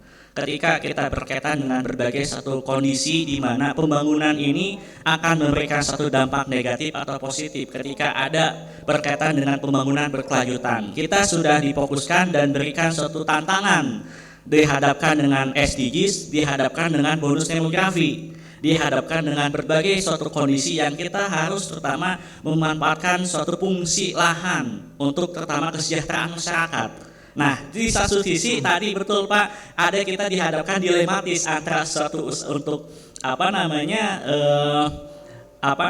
untuk terutama hal yang lainnya dan tanda kutip dan atau bagaimana gitu sebetulnya. Nah, mungkin Pak itu sebagai pengantar saja supaya kita lebih menarik untuk diskusikan terkait ini Pak. Ya. Oke. Jadi Pak Andri gini, generasi muda sekarang gitu ya. Ya betul. Kan tercenderung tidak mau kerja di sektor itu lagi celakanya. Dia inginnya di sektor yang instan ya. Padahal kalau kita di sektor agraria itu luar biasa. Apalagi ya, tidak harus sarjana pertanian sekarang Pak Andre. Betul. Kalau mahasiswa itu, sarjana itu menguasai IT ya, itu dia bisa jadi pedagang pertanian yang cukup duduk kantor. Tadi dia punya jaringan-jaringan. Nah, jadi sesungguhnya ke depan ya teman-teman mahasiswa dimanapun juga, saya sarankan agar punya keterampilan yang luar biasa, khususnya di bidang IT ya, jaringan-jaringan saya memahami usaha-usaha. Sebab kalau kita tidak belajar itu, saya pastikan akan ketinggalan Pak Andre. Ya, bayangkan ya potensi di Republik Indonesia itu apapun juga ada Pak. Kenapa sih yang berhasil hanya orang-orang itu saja? Ya, pertama karena memang SDM. Ya kita harus juga tidak boleh iri hati ya terhadap mereka. Kalau saya perhatikan memang mereka punya SDM yang buasa, pekerja keras dia ya dan punya ilmu pengetahuan. Dan kalau saya lihat sekarang anak-anak mereka itu Pak, sekolahnya udah jarang di Indonesia kok. Mereka sudah sama Pak Andre kan ya, sudah keluar semua itu ya. Jadi S1, S2 sudah di sana, ya kalau kawan-kawan mahasiswa masih tetap modelnya seperti zaman saya sekolah dulu, ya itu pasti akan ketertinggalan. Maka poinnya Pak Andre, ya kawan-kawan harus punya keterampilan. Banyak sumber daya alam yang luar biasa melimpah di Indonesia ini, tapi karena memang SDM kita lemah, SDM kita tidak mumpuni, akibatnya ya mahasiswa banyak yang nganggur, mohon maaf ya, banyak yang ya kasihan lah. Nah untuk itu barangkali sekarang harus kita bekali Pak Andre nilai-nilai vokasi ya. Jadi saya menyarankan memang di kampus itu sebaiknya sekarang walaupun universitas tapi gayanya gaya vokasi. Jadi harus turun ke lapang. Kalau memang orang sospol ya belajar di pemerintahan, belajar di politik turunkan. Jangan kutuk kupret gitu. Jangan belajar dan belajar. Itu pengalaman saya. Kalau belajar dan belajar tidak punya keterampilan ketinggalan Pak Andre. Saran saya nih untuk Unpas ya. Karena kebetulan adik saya kepala sekolah SMA di Cianjur Pak, di Unpas juga. Jadi keluarga besar Unpas ini. Jadi poinnya gitu.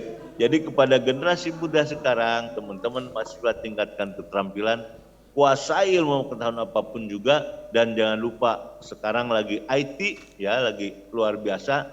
Pahami itu ya, kalau bisa menguasai programnya. Dan jangan lupa jaringan. Itu barangkali poinnya Pak Pan. Ya, baik Pak. Untuk ini apa namanya ini sebagai terutama pengantar, baik terutama yang akan terutama apa namanya ini sudah ada di tengah-tengah kita Pak. Ini salah satunya Kamilaya Nabila itu sudah mengacungkan, ada sudah raise hand ya. Nah, sudah raise hand Pak. Nah, ternyata ini sudah mungkin banyak yang ingin memberikan apa namanya opini atau pertanyaan atau suatu pernyataan ya. Ya, silakan Kamilaya Nabila. Halo, ya. suara saya terdengar? Ya, terdengar. Baik, terima kasih sebelumnya untuk Pak Dodi dan Pak Andre yang sudah memberi kesempatan kepada saya. Mohon maaf untuk tidak bisa menyalakan kamera karena Kenapa? jaringannya Bapak jaringannya ingin lihat tidak mukanya. stabil. Oh, Jaringannya tidak stabil, Pak. ingin lihat muka Kamila nggak kelihatan, cuman tangannya doang. Ya nggak Mohon maaf apa-apa, ya, Pak.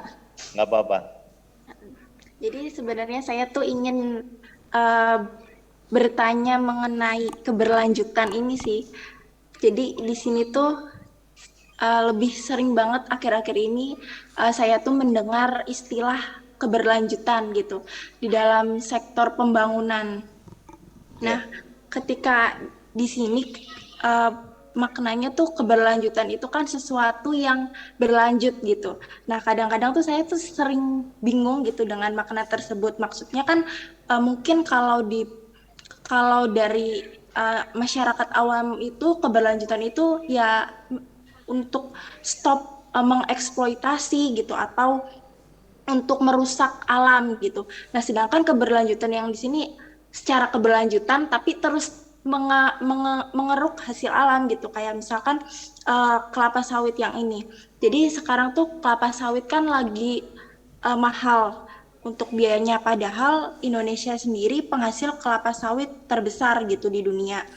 Nah, itu tuh kenapa gitu bisa sampai mahal gitu kelapa sawitnya? Apakah memang untuk mendapatkan minyaknya itu ada kendala atau apakah itu mempengaruhi pada alam juga gitu? Sebenarnya yang membuat saya bingung tuh di situ, Pak. Ya, Mohon pencerahannya. baik. Pak Andre satu-satu aja Pak Andre ya. Ya, silakan Pak. Pak, luar Jadi biasa gini, ini, menarik Pak ini. Bagus Ya. nih, Nabila ya.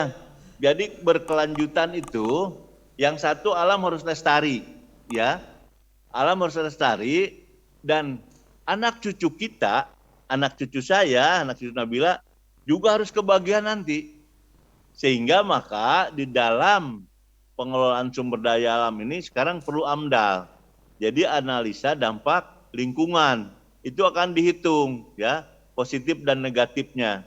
Nah, semua izin yang diberikan oleh pemerintah terhadap jenis usaha apapun juga Nabila ya, ini harus pakai AMDAL. Kenapa? Agar alam ini lestari, agar pembangunan juga berkelanjutan. Contoh misalkan begini, kalau dari hutan ke sawit sebetulnya tidak masalah.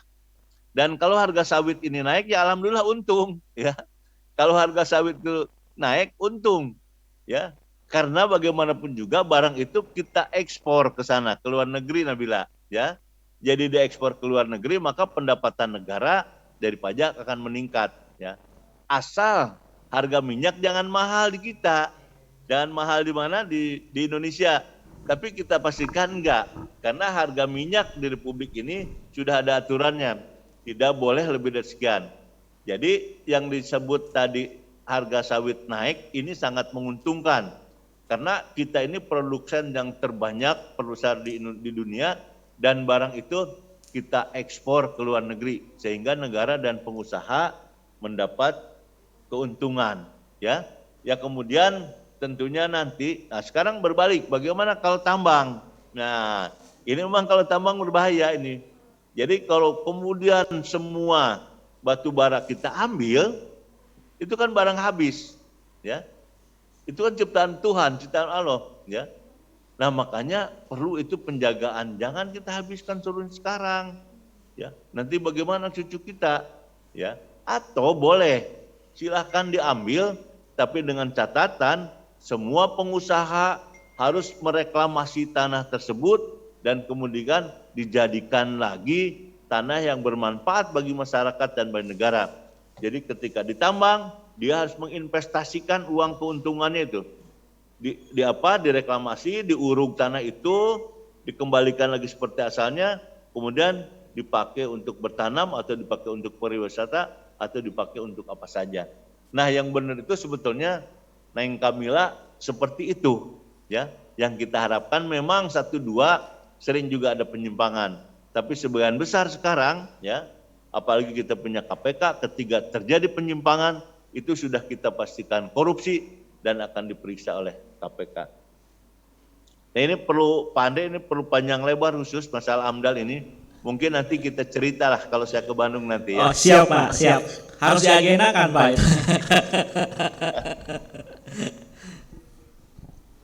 Jelas ya Nabila ya? Iya, Pak. Kalau belum jelas boleh nanya lagi nanti. Baik. Silakan, Pak Andre. Ya, Kamila. Ya, Iya, Pak. ya sudah ya. Atau ada lagi tanggapan atau bagaimana Kamilia? Sebenarnya tanggapan saya sih lebih ke yang reklamasi yang tadi. Oh, Nah, yang itu tuh tambang. yang tambang itu, Pak. Kalau misalkan diuruk lagi kayak gitu, apakah tekstur tanahnya itu nanti berubah terus? Sebenarnya saya juga baru dapat Oke, informasi saya juga jawab sih. gini, ya. Jadi tanah itu ada lapisan. Yang paling atas namanya topsoil. Di bawah topsoil ada subsoil. Di bawah subsoil ada bahan induk. Nah, pada saat mereka membongkar tanah, ya, di dalam AMDAL itu, maka yang topsoil harus dipisahkan ke sebelah kiri, ya. Nanti yang subsoil ke sebelah sininya, bahan induk sebelah kanan. Nanti pada saat pengulugan, pada saat reklamasi, maka ya pengembalian tanahnya itu harus seperti awal. Jadi bahan induk dulu dimasukkan, kemudian subsoil, kemudian di atasnya topsoil. Jadi seperti tanah yang semula. Itu akan ada di dalam AMDAL, di dalam analisa dampak lingkungan, diwajibkan kepada semua investor tambang ketika mereklamasi seperti itu. Kalau kemudian ternyata tanahnya tidak ada, ya terpaksa ini harus dipupuk dengan pupuk organik, ya, supaya nanti kesuburan tanah topsoilnya hampir mirip seperti yang semula. Dan itu ada di dalam rekomendasi analisa dampak lingkungan. Ini banyak yang ada 4 orang itu Pak Andre yang angkat tangan itu. Ada Raihan, ada Irma, sama Ya, ada Dede. betul Pak. Ini ternyata luar biasa pertanyaan banyak yang raise hand ya. Ya, baik, setelah itu karena ini punya acaranya ketua himpunan Pak, ini Pak Dodi izin gubernur. Jadi ini ada privilege sebetulnya untuk ketua himpunan. Jadi ini penyelenggara ingin bertanya gitu kan. Jadi ini rasanya tidak mungkin kalau misalkan gubernur himpunan tidak ada privilege. Jadi silakan ketua himpunan. Silakan. Oke, baik, sebelumnya terima kasih Pak Moderator telah mengizinkan saya untuk bertanya. Izin bertanya Pak Dodi, berbicara mengenai deforestasi, yaitu pengundulan hutan yang dimana bertujuan untuk membuka lahan. Baik itu untuk pemukiman ataupun untuk dan lain sebagainya. Namun proses untuk melakukan hal ini itu memang harus dilakukan dengan cermat gitu, dan juga harus ada melalui tahapan-tahapan izin yang memang secara resmi. Tetapi pengalih fungsian hutan ini pada fakta di lapangannya melanggar aturan-aturan yang ada gitu, yang bisa dikatakan sembarangan, sehingga menyebabkan masalah lingkungan yang parah, sehingga bencana seperti tanah longsor, banjir itu bisa terjadi. Nah, studi kasusnya di Kalimantan yang dimana adanya pemindahan ibu kota Jakarta ke Kalimantan, yang dimana temuan berdasarkan laporan dari salah satu organisasi NGO World Wide Fund tahun 2017 bahwa hutan di Kalimantan masuk dalam salah satu paru-paru terbesar di dunia. Luasnya mencapai 4,8 juta hektar. Hutan seluas itu menjadi rumah bagi 6% dari flora dan fauna di dunia. Tetapi sayangnya akibat alih fungsi lahan menjadi pemukiman, perkebunan, tambang, bahkan pemindahan ibu kota ini mungkin lebih dari 75% gitu. Itu pada tahun 2020. Nah, bahkan Presiden Jokowi telah memperpanjang moratorium pengelolaan hutan alam primer dan lahan gambut yang diprakarsai oleh Bapak Susilo Bambang Yudhoyono pada tahun 2011. Nah, ternyata masih banyak juga pelanggaran yang diabaikan. Nah, sehingga ada 2 pertanyaan yang muncul. Yang pertama, lantas pantaskah Kalimantan disebut paru-paru dunia? Dan yang kedua, lantas pantaskah Kalimantan menjadi sebagai ibu kota Indonesia? Terima kasih, Pak.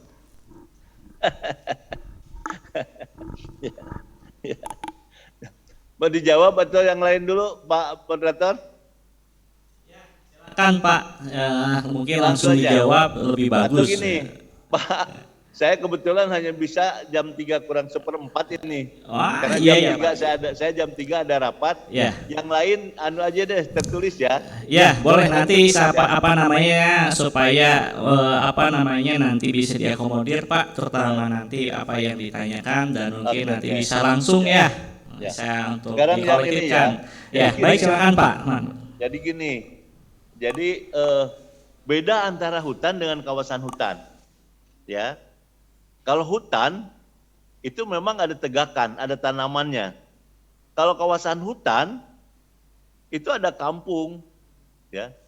Contoh misalkan, ini memang saya pernah 20 tahun itu tugas di mana di Kalimantan Selatan.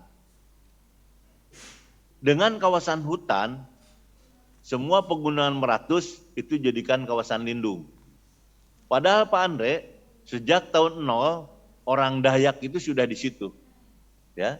Jadi orang Dayak itu sepanjang penggunaan meratus dari mulai Perehari sampai calon ibu kota sekarang di Kalimantan Timur, berbalik nanti ke sana kemana ke arah barat dan ke arah tengah itu ke perkampungan. Jadi sebelum ada kawasan hutan sudah kampung.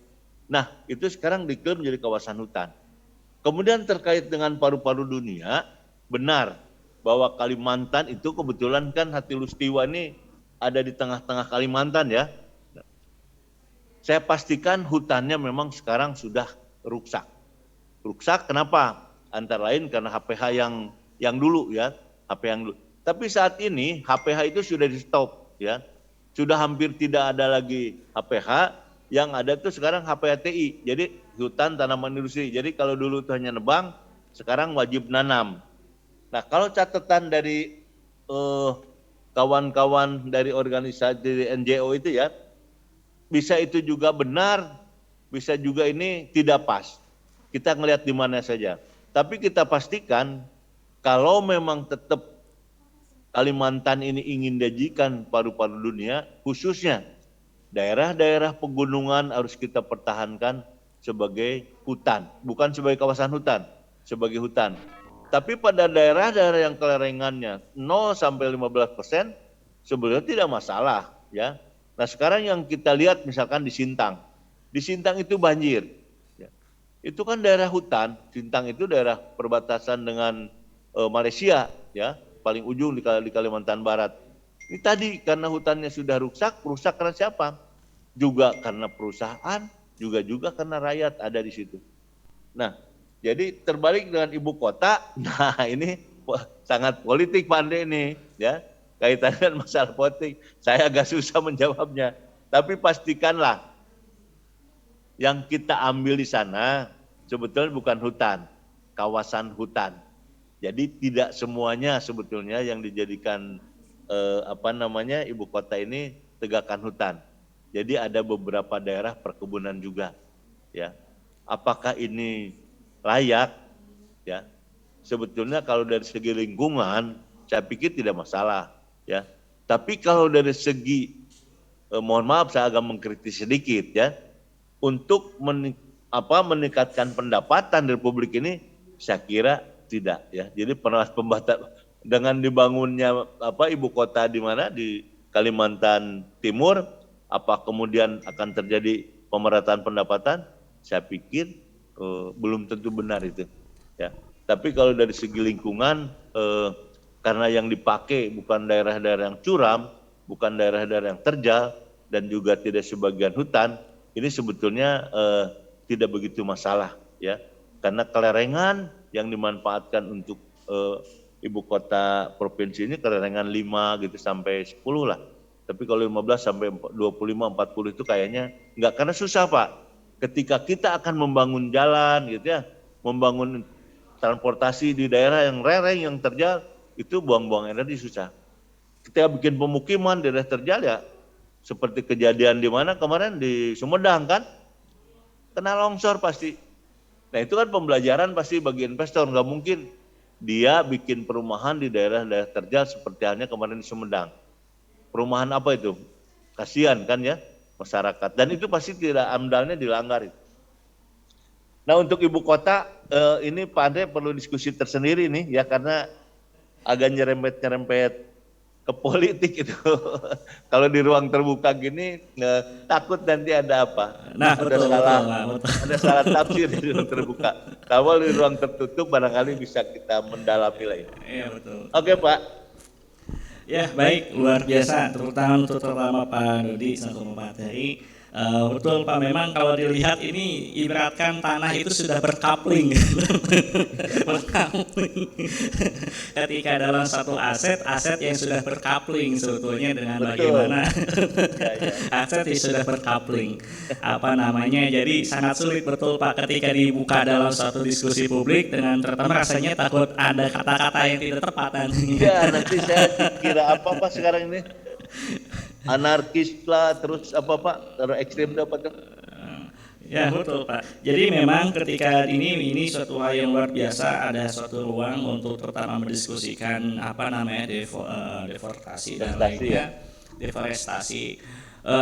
Tentu yang memang disampaikan oleh pemateri ini yang Pak Dodi itu luar biasa, karena memang relevan dengan kondisi yang nyata itu. Begitulah dengan adanya akhirnya beberapa hal yang diambil, memang ini tentu balik lagi pada satu kesadaran dan kapasitas SDM ya Pak ya, kapasitas SDM dan bagaimana lebih peka terkait dengan suatu kondisi lingkungan, karena di sini akan dihadapkan dengan berbagai pilihan antara pembangunan yang katakanlah modernitas atau pembangunan yang sifatnya tradisional, dan atau memang ada hal yang memang sifatnya inklusivitas dan untuk ke depan. Lalu dikira memang karena memang sebetulnya harus banyak diskusi kalau saya ada bahasa ini, diskusi di balik layar mungkin. Iya Pak, ya, jangan terbuka begitu. Balik layar. Karena ketika kita untuk di sini rasanya tidak akan mungkin bisa diflorkan, karena takutnya malah terutama ada hal yang memang tidak tepat. Nah mungkin untuk terutama yang ingin bertanya ini, karena mungkin Pak ada diberikan waktu berapa menit lagi, karena satu pertanyaan lagi atau ini ada 4 ya? Ya. Ini ada satu-satu aja. Ya, boleh. Ya, satu saja. Semenit gitu ya. Iya, karena ini rasanya ini Muhammad Raihan ini saudaranya Rapatar. Ya. Satu menit ya Pak ya. Iya, silakan untuk Muhammad Raihan ya. Silakan, karena sudah dari tadi untuk mengajukan tangan. Silakan Muhammad Raihan. Silakan. Sebelumnya perkenalkan, saya Muhammad Raihan dari Fakultas Hukum Universitas Pasundan. Tadi kan Bapak menyinggung perihal tentang reformasi agrarianya. Nah, saya mungkin bakal membahas tentang reformasi agrarianya, Pak. Menurut Bapak bagaimana mencapai kepastian hukum yang dimana banyak sekali tanah yang tidak terdaftar, dan hal tersebut memberikan ketidakpastian hukum terhadap masyarakat, yang dimana sekarang banyak juga makelar tanah, yang dimana makelar tanah ini juga ada dari sebuah instansi, dari BPN tersendiri pun ada oknum-oknumnya, dan dari notaris. Namun saya menanyakan perihal tanggapan Bapak mengenai ketidakpastian hukum tersebut, Pak. Terima kasih. Oke, silakan yang berikut. Langsung aja Pak, langsung Pak. Ya, silakan Pak. Enggak, yang berikutnya aja. Oh, berikutnya ya Biar tadi nanti satu biar lagi ya. sama. Siapa lagi? Satu lagi. Irma. Irma ya, Irma. Silakan saudari Irma, silakan. Sebelumnya terima kasih telah diberikan kesempatan. Saya Irma dari Universitas Palangkaraya, jurusan Ilmu Administrasi Negara. Tadi kan Bapak ada menjelaskan tentang penanaman kembali apabila terjadi deforestasi. Menurut tanggapan Bapak, bagaimana mengenai suatu perusahaan yang melakukan deforestasi tetapi melakukan penanaman kembali dengan menanam pohon kelapa sawit yang juga pasti bisa mengurangi angka pengangguran walaupun deforestasi itu sangat merusak siklus hidup di hutan, Pak. Terima kasih. Ya. Terus? Lanjut. Cukup? Muhammad Rijal. Baik Pak, terima kasih sudah memberikan waktunya. Saya ingin bertanya Pak, bila melihat Permen KLHK tahun 2020 akan dibangunnya lumbung pangan atau food estate pada kawasan hutan. Jika melihat dari kasus sebelumnya ya, bahwa pada proyek ini tuh malah mendapatkan kegagalan total yang total kira-kira sampai 1,6 triliun. Pertanyaan saya, mengapa dari pihak pemerintah atau yang terkait tidak memberikan akses kepada para petani lokal untuk mengolah lahan dan memberikan akses reforma kepada rakyat, begitu Pak? Bagus, terus. Udah, satu lagi ya. Pak Uji. Baik Pak, terima kasih. Izin bertanya Pak sebelumnya, Sampurasun. Ini kan berbicara agraria Pak, yaitu berbicara tentang soal tanah gitu Pak ya. Tanah juga sebagai penghidupan manusia gitu, karena tanah asal dan sumber makanan bagi manusia juga gitu. Perebutan tanah juga berarti perebutan makanan dan perebutan tiang hidup di manusia gitu. Nah, pertanyaan saya simpel gitu Pak, siapa sih yang menguasai tanah kita, tanah Indonesia selama ini sejak zaman purba kolonial sampai pada perkembangan kapitalisme global Pak? Mungkin segitu Pak, hatur nuhun. Udah lah ya, yang lain ditulis saja ya, pandai ya. Yang lain dicatat ya. Baik, yang satu dari ketidakpastian hukum. Jadi dengan PTSL ya, dengan PTSL yang sekarang lagi rame-ramenya program Pak Presiden, itu sebetulnya antara lain tujuannya ya agar tanah bersertifikat, agar punya kepastian hukum yang kuat. Makanya kita berikan program sertifikat. Nah, kalau tanah-tanah itu sudah bersertifikat, ya, insya Allah akan sulit dimanipulir. Nah, yang terjadi sekarang ini banyak mafia tanah gitu ya, Pak Rehannya maksudnya ya. Jadi mafia tanah ini ya, dia selalu melihat kalau ada tanah kosong, Raihan punya tanah kosong, ya, apalagi strategis, ya. Kalau tanah kosong dibiarkan baru lalu 1 tahun 2 tahun, itu saya pastikan mafia tanah akan masuk. Dan kejadian ini, ya, bukan 1-2 kali. Kalau di Tangerang, di Jakarta itu sudah ratusan itu, ya.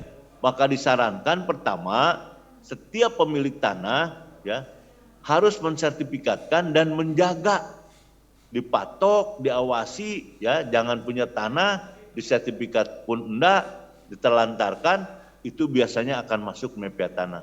Jadi sekali lagi Mas Rehan, ya, umumkan kepada semua agar tidak terjadi masalah pertanahan, tidak terjadi lagi mafia tanah, maka kepada setiap pemilik tanah, ya, tolong sertifikatnya, tolong tanahnya disertifikatkan dan dijaga dan digunakan, jangan ditelantarkan. Kemudian Irma ya, jadi sebetulnya kalau sudah ditanami sawit, itu sebenarnya tidak terjadi deforestasi. Deforestasi itu tadi seperti Ketua Panitia kan akan mengakibat emisi karbon. Ya, kalau sudah ditanami itu tidak akan terjadi emisi karbon. Nah, sebetulnya di pertanyaan ya untuk orang sospol ini, Yang kaya itu siapa sih kan itu ya? Apakah rakyat kita atau siapa? Nah ini teman-teman mahasiswa silahkanlah memperdalam itu ya. Kalau memang ada korupsian, ada kejanggalan, biasanya kalau mahasiswa menyampaikan itu pemerintah takut gitu ya. Tapi kalau menyampaikan pejabat nggak didengar. Tapi kalau mahasiswa demo gitu menyampaikan sesuatu biasanya dengar. Jadi persoalan-persoalan sosial seperti ini sebaiknya memang digelorakan oleh mahasiswa. Jadi ada push ad sekarang di mana di Kalimantan Tengah ya. Zaman Pak Harto juga sebetulnya sudah terjadi ini ya, gagal total. Kenapa gagal total ya? Karena memang tidak ada penelitian tanah yang mendalam. Jadi waktu itu ada tanah-tanah gambut ya yang kemudian dikeringkan ya, akibatnya pH-nya menjadi tinggi ya, tidak bisa dimanfaatkan. Kenapa sih dilakukan selalu di Kalimantan? Karena memang tanah yang tersedia paling banyak di Kalimantan. Nah ini juga baru dicoba di mana di Kalimantan Tengah, di Kabupaten Kapuas ya. Hanya memang pelaksanaannya Pak Fauji ya, pelaksanaannya belum begitu bagus. Tapi nanti sebetulnya tanah ini akan kita bagikan kepada petani Pak. Ini termasuk program reforma agraria. Jadi negara membuka tanah, ya tanah kawasan hutan, seperti halnya transmigrasi lah kalau zaman dulu, ya. Tapi karena ternyata jenis tanah di sana pada umumnya tanah-tanah gambut, ya, tanah-tanah dengan kadar keasamannya tinggi, sehingga berbeda dengan tanah di Jawa. Tanah di Jawa ini tanah-tanah vulkanik, ya, tanah-tanah subur, juga ada tanah-tanah rupial, sehingga untuk dipakai untuk pertanian sangat bagus. Nah, untuk itu maka Pak Uji Rahman ya. Jadi benar Pak. Pak Uji Ramadan ya. Jadi barangkali benar saran itu kalau bisa, dan kalau tidak salah memang ini semua akan diperuntukkan untuk petani di sekitar, ya. Jadi dibikin di Kalimantan, nanti juga akan diberikan kepada petani di sekitar. Mudah-mudahan tidak gagal seperti halnya di mana di Kalimantan zaman Pak Harto dulu ya. Kepada siapa tanah ini? Ya, jadi kalau kita kembali ke Undang-Undang Dasar 45 atau Undang-Undang Pokok Agraria, bahwa bumi, air, dan kekayaan negara, bumi, air, dan kekayaan bumi, air, angkasa itu dikuasai oleh negara dan harus memberikan kemakmuran yang setinggi-tingginya pada masyarakat. Bagaimana sekarang? Saya kira silakan jawab sendiri aja. Pasti Anda tahu kan itu, ya. Pasti Anda. Seperti apa sekarang kejadiannya? Ya mohon maaf ya. Terus saya buka aja Kang Andre sedikit ya. Tadi ya, di kita ini terjadi ketimpangan struktur penguasaan tanah ya. Yang bisa menobrak ini ya teman-teman mahasiswa ya. Dobrak saja, jangan sampai terus-terus saja pemberian hutan ya, diberikan perkebunan hanya kepada kelompok-kelompok itu saja. Ya kalau saya tidak bisa bicara itu karena tidak punya kekuatan, tapi kalau mahasiswa ya, Pak Uji Ramadan berbicara ini saya kira bagus ya. Ketemu sama teman-teman bahwa tanah ini harus memberikan kemakmuran yang setinggi-tinggi pada rakyat, bukan kepada para pengusaha. Ya sekarang ya banyak tanah yang diberikan seolah-olah tanah ini menjadi dikuasai oleh hanya sekelompok orang seperti yang disampaikan oleh Wakil Ketua MUI yang mengkritis kepada Presiden Jokowi. Itu benar ya.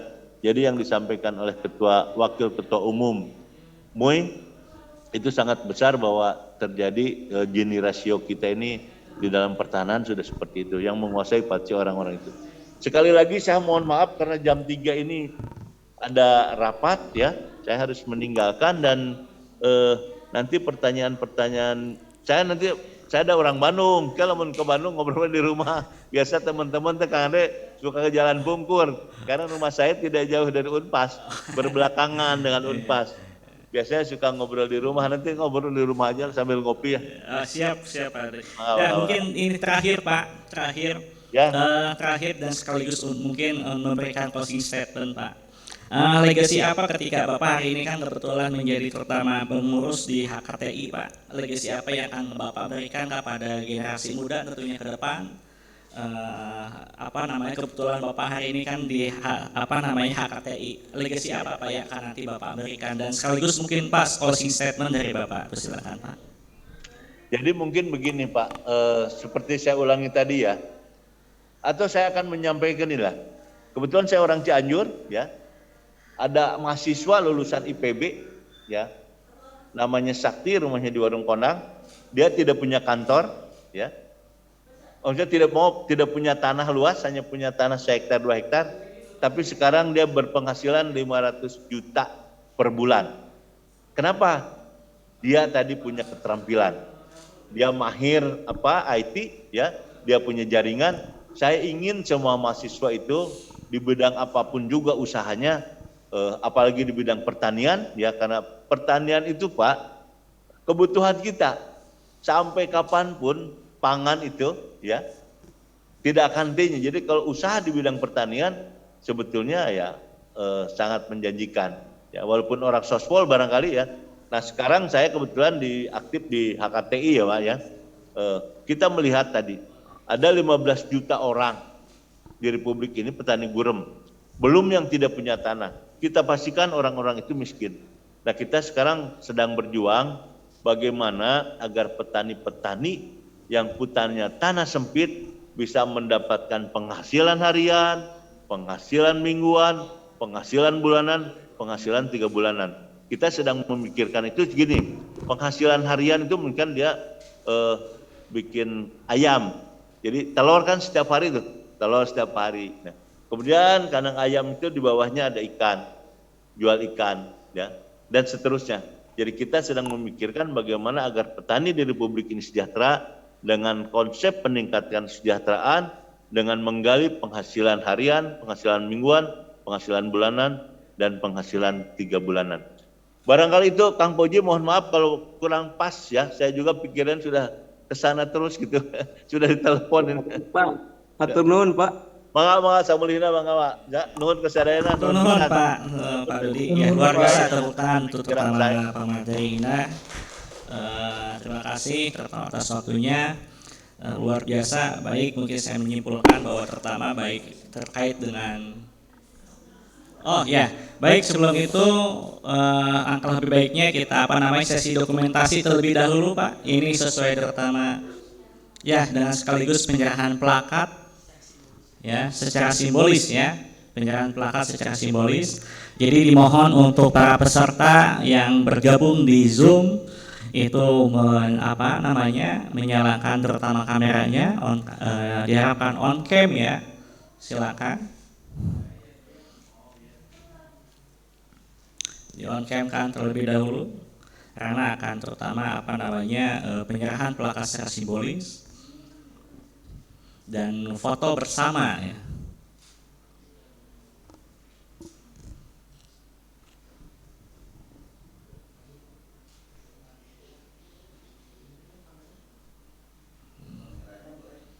Ya.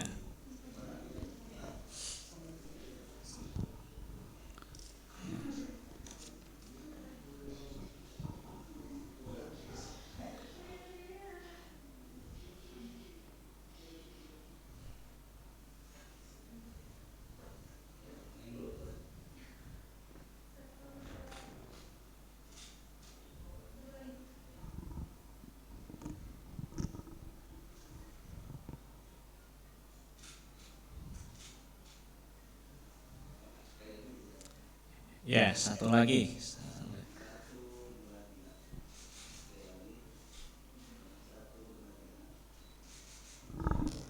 Ya, luar biasa. Tepuk tangan untuk kita semua, ya. Ya, selanjutnya saya ucapkan terima kasih pada peserta yang sudah bergabung dan juga terutama pemateri Pak Insinyur Haji Dodi Imron, Maulid MS, bahwa tentunya saya selaku moderator menyimpulkan terkait dengan apa yang sudah disampaikan, bahwa kita kembali lagi ke persoalan terutama kapasitas SDM, ya Pak, ya, terkait dengan keterampilan dengan IT, yang dimana bagaimana ketika kita sudah mempersiapkan tentunya harus juga mampu untuk menjadi fasilitator untuk terutama melakukan pendampingan terkait dengan suatu arus yang berada di kondisi di masyarakat berkaitan dengan pembangunan akan bawa kemana, apakah kebaikan atau keburukan, kembali lagi kepada SDM itu menuju terutama yang terbaik dan unggul itu harus terutama dilakukan secara berproses, dilakukan dan hari ini sejak dini dan dipersiapkan. Ya, mungkin itu di bawah terutama mengenai diskusi publik ini. Saya ucapkan terima kasih terutama yang sebesar-besarnya kepada Pak Insinyur Haji Dodi Imron Khalid MS, pemateri, panitia, dan semuanya. Saya undur diri menjadi moderator. Saya tutup. Wassalamualaikum warahmatullahi wabarakatuh. Waalaikumsalam. Atur nuhun Pak Dodi. Baik, terima kasih kepada pemateri Bapak Insinyur Haji Dodi Imron Khalid MS yang telah berkenan hadir, dan juga kepada moderator Bapak Andre Arismansyah SAP MAP yang telah memandu jalannya publik diskusi Kasrat hari ini. Baik teman-teman, saya sudah mendapatkan 2 orang. Baik, untuk pemateri Bapak Dodi Imron, boleh meninggalkan ruang Zoom? Nuhun. Baik Pak, terima kasih. Baik teman-teman, sebelum acaranya berakhir, saya sudah dapat nih 2 orang dengan pemaparan pertanyaan terbaik dan teraktif yang bisa mendapatkan voucher GoPay masing-masing 50.000. Yang pertama yaitu Kamilia Nabila, dan yang kedua yaitu M. Raihan Atar. Untuk info lebih lanjutnya bisa menghubungi kontak person yang ada di chat box ya. Baik, terima kasih kepada teman-teman yang sudah berpartisipasi dalam kuis ini. Selanjutnya, acara penutupan. Acara yang terakhir yaitu penutupan. Terima kasih kepada peserta yang sudah berpartisipasi dalam mengikuti acara duplikat AP dari awal hingga akhir. Semoga ilmu yang didapatkan dapat bermanfaat.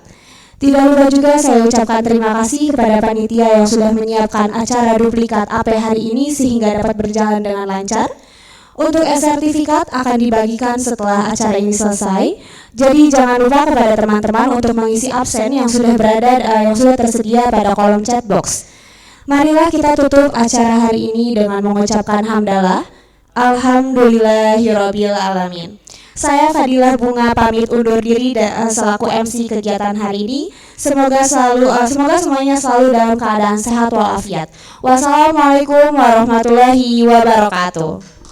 Waalaikumsalam warahmatullahi wabarakatuh. Terima kasih. Recording stopped.